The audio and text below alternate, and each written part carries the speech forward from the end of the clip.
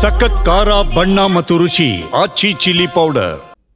ಪರಪ್ಪನ ಅಗ್ರಹಾರದಲ್ಲಿ ಅಕ್ರಮ ಚಟುವಟಿಕೆಗಳ ವಿಚಾರ ಬಹಳಷ್ಟು ಸದ್ದು ಮಾಡಿದ್ದು ಗೊತ್ತೇ ಇದೆ.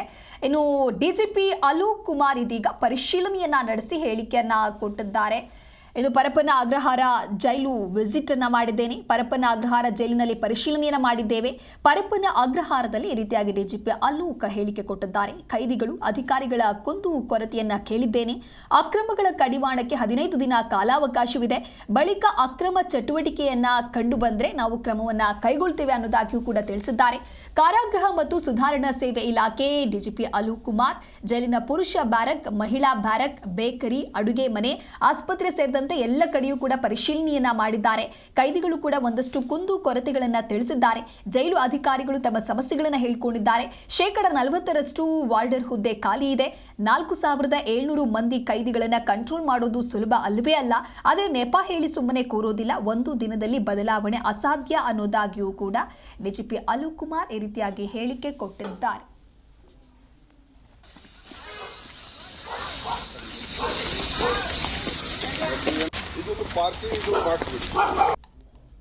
ನಾನು ಚಾರ್ಜ್ ಈಗ 1 ವಾರ ಕೂಡ ನಮಗೆ ಆಗಿಲ್ಲ. ಈಗ 15 ದಿವಸ ನಮಗೆ ಇದೆ ಆಫೀಸ್ನಲ್ಲಿ.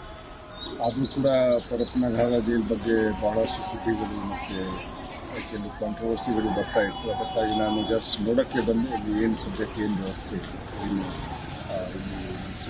ಎಷ್ಟು ಜನ ಇದ್ದಾರೆ, ಸ್ಟಾಫ್ದು ಏನು ಸಮಸ್ಯೆ, ಪ್ರಿಸನರ್ಸ್ದು ಖೈದಿಗಳದ್ದು ಏನು ಸಮಸ್ಯೆ, ಮತ್ತು ಬೇರೆ ಏನೇನು ಸುರಕ್ಷತೆ ದೃಷ್ಟಿಯಿಂದ ಏನೇನು ನೋಡಬೇಕು. ಸೊ ಒಂದು ನಮ್ಮ ಪ್ರಕಾರ ಪ್ರಿಲಿಮಿನರಿ ಒಂದು ನಾವು ಐಡಿಯಾ ತೊಗೊಂಡಿದ್ವಿ ಏನಿದೆ. ಈಗ ಹಂತವಾಗಿ ನಾವು ಕೆಲಸ ಈ ದಿಕ್ಕಿನಲ್ಲಿ ನಾವು ಮಾಡಬೇಕಾಗತ್ತೆ.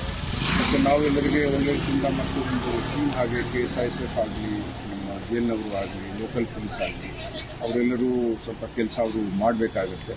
ಮತ್ತು ನಾವು ಬೇರೆ ಅಕ್ರಮ ಚಟುವಟಿಕೆ ಏನಿದೆ ಅವ್ರಿಗೆ ಪೂರ್ತಿ ಕಡಿವಾಣ ಹಾಕಲಿಕ್ಕೆ ನಾವು ನಿರ್ದೇಶನವನ್ನು ನಾವು ನೀಡಿದ್ದೀವಿ.